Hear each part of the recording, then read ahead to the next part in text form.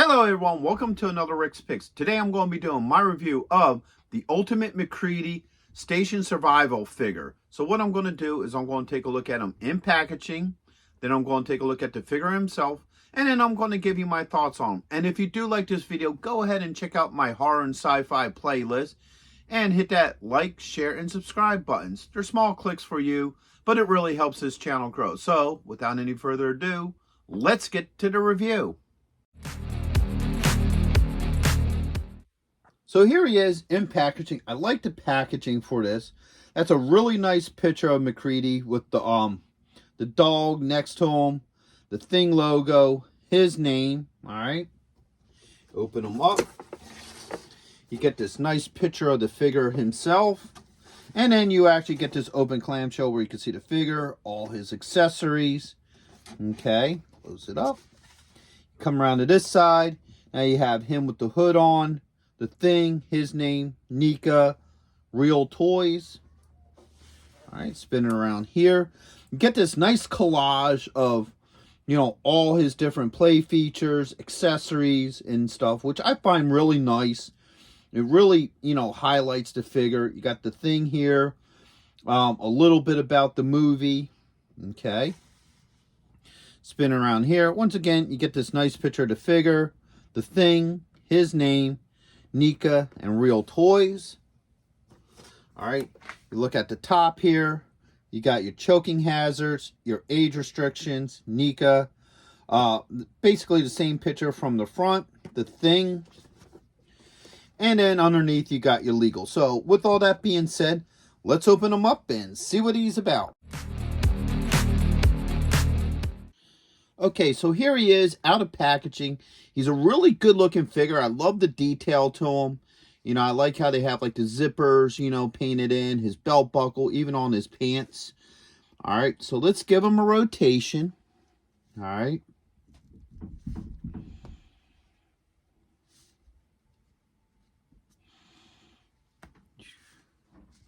All right. And I even like the head sculpt for him. So if you get a really good look at him, it's a really nice head sculpt. It really captures his look from the movie and what have you. So let's start going over his points of articulation. So the head does move. All right. You get a shoulder joint. All right. An elbow joint. And you also have a wrist joint. All right. Get those arms up. You do have a torso joint. Okay. You have a thigh joint, a knee joint. All right. You have a swivel at the top of the boot. And then you do have an ankle joint. All right. So overall, he's a really good looking figure.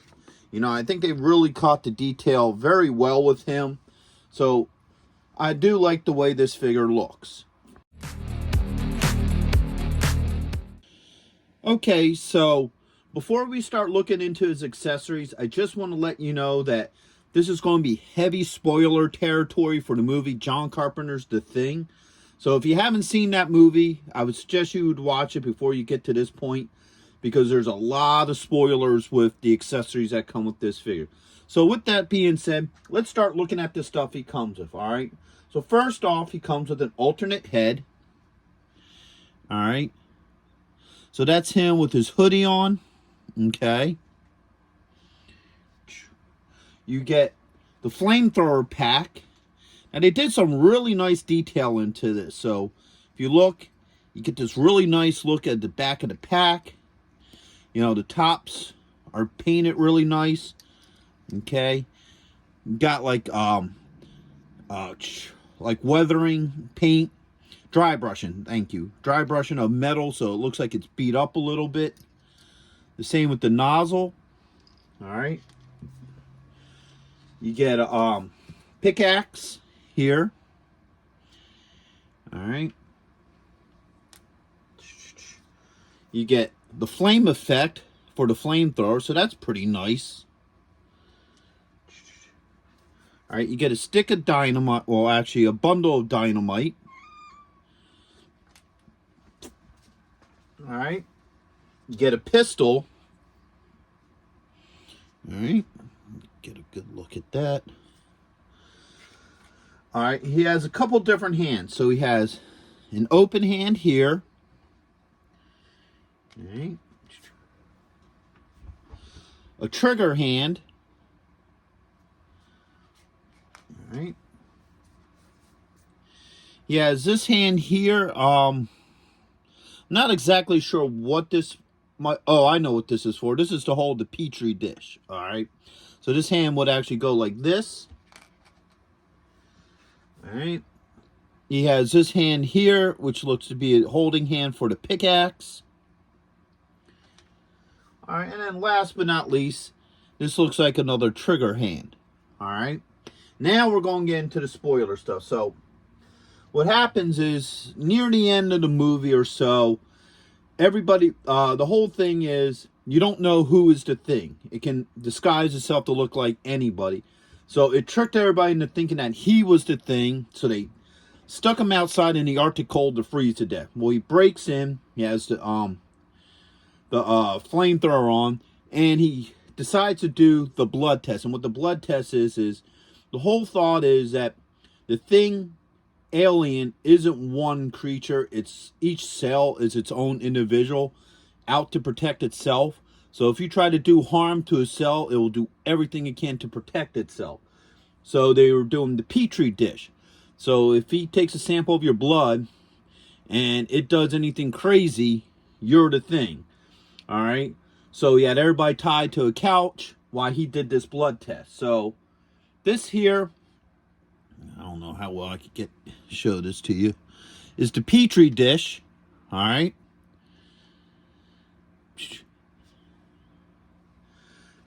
This here, all right, is the rolled up thing of hot wire. So what he was doing was he's heating up wire and then he was putting it into the Petri dish.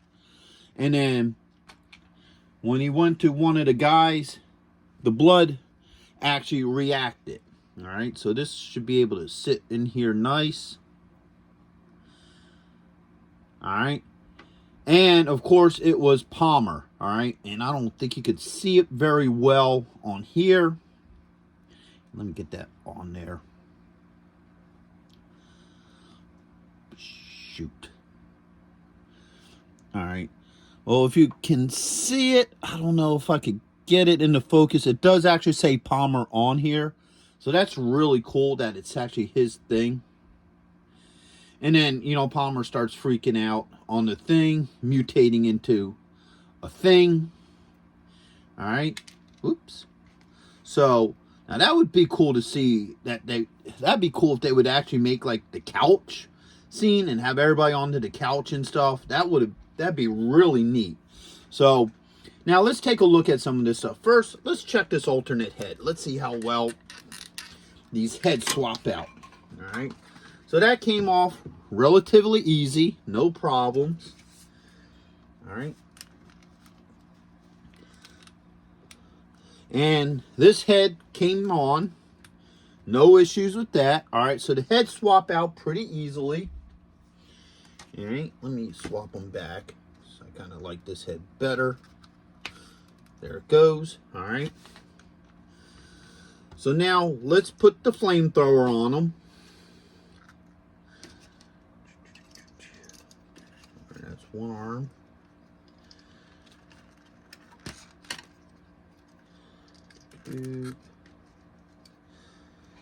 Now the thing about this flamethrower, it isn't one of those accessories to where it just has a peg hole in the back.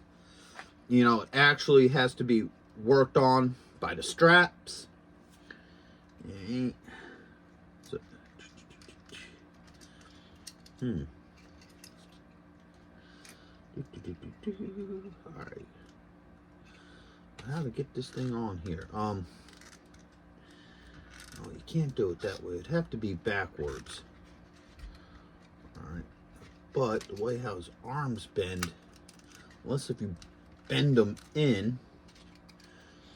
And that's the one problem with some of these ones that have just this plain straps. It's a really nice detail, You know, makes it look a little bit more realistic, but it makes it a little harder to get the packs on. Okay, so what I had to do, let's take a look at these arms. I had to bend the arms in this way so I could slide the straps up onto them. So now the straps are on. You can put his arms back into a natural position. All right. So there you go. The flamethrower's on. All right. Fits well in this hand. We have no issues with that. All right. Let's check the flame effect. That just pops right in here. All right. So now you have the flamethrower. All right. So that works pretty well with this hand. All right, let's pop that out. All right, so this is your pickaxe hand. All right. The axe does fit in there really nice. Let's see how well I can swap these hands out. All right. Now, the nice thing is, if you look at this, all right, so your glove comes off in two pieces. So you have the actual hand piece here, and then you got the back of the glove. So that's really nice attention to detail. So that means the whole glove comes off. So you don't have like this half glove sitting here. So you actually get his coat jacket, which is pretty nice. So the pick fits really well in there. The same with the alternate hand. I don't have any issues with that. All right, let's switch this hand over. All right. Now this is the one that's supposed to be holding. No, I'm sorry, wrong hand. Here it is. All right, so this is your holding hand here for the Petri dish. All right. So, all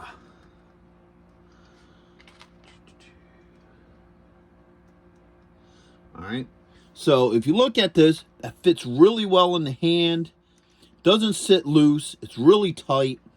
All right. So that's really nice that actually fits in there really well. So I do like that. All right.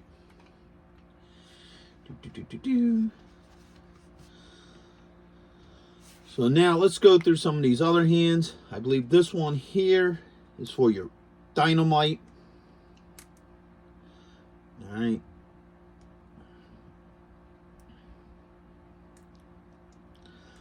So that does fit in there.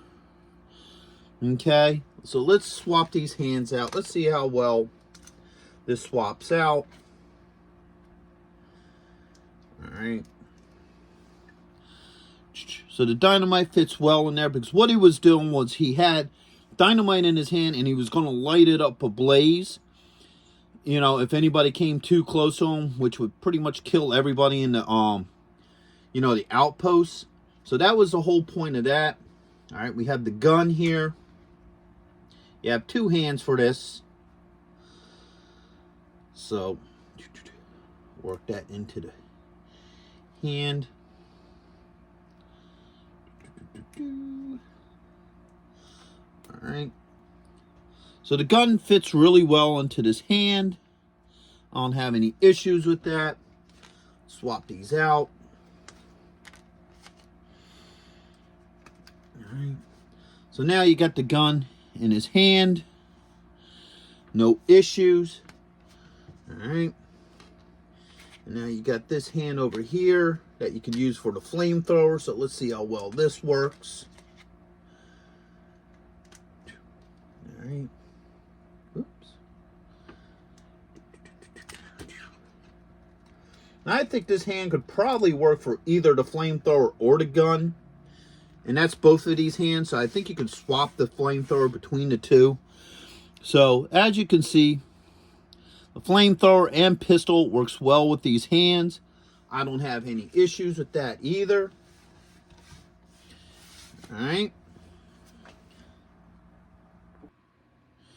Okay, so I almost forgot one more thing. That he does have a holster here for the gun. So let's see how well that works. All right, so pop this little peg out. That peg came out pretty easily. All right. Pistol slides right in there. All right. And that peg sits in there very well. So as you can see, the pistol goes into the holster, no issues. This peg actually sits in there pretty good. I know a lot of these like soft plastic loops, usually the peg doesn't sit very well. It wants to pop out. So that actually sits in there very well. So, you know, I don't have any issues with the gun sitting in there.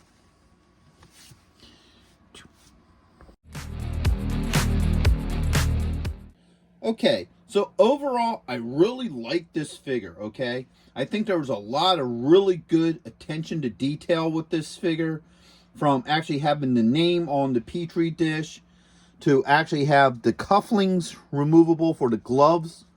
So it doesn't look like you have a half glove on the guy, you know, so the whole glove comes off, which is really nice. You know, one thing I did forget to show when we were going over the accessories is that the spool, the thing of wire fits really nice in this hand too. So if you want to put the wire in this hand, you can. Okay. So I like all that. I also like that the joints move pretty easily. I didn't have to heat any of them, especially the heads. When I swapped out the heads, as you saw, they swap back and forth very easily. The hands came off very easily. So overall, I really like this figure. I think he looks really cool. You know, I think there's a lot of detail to him. And I think he will look great with any of your other horror collection. Especially if you already got the thing itself, man. So you could do, like, you know, one of these scenes where you could actually have him, the flamethrower, you know, going at the thing. So that is pretty cool. I like that.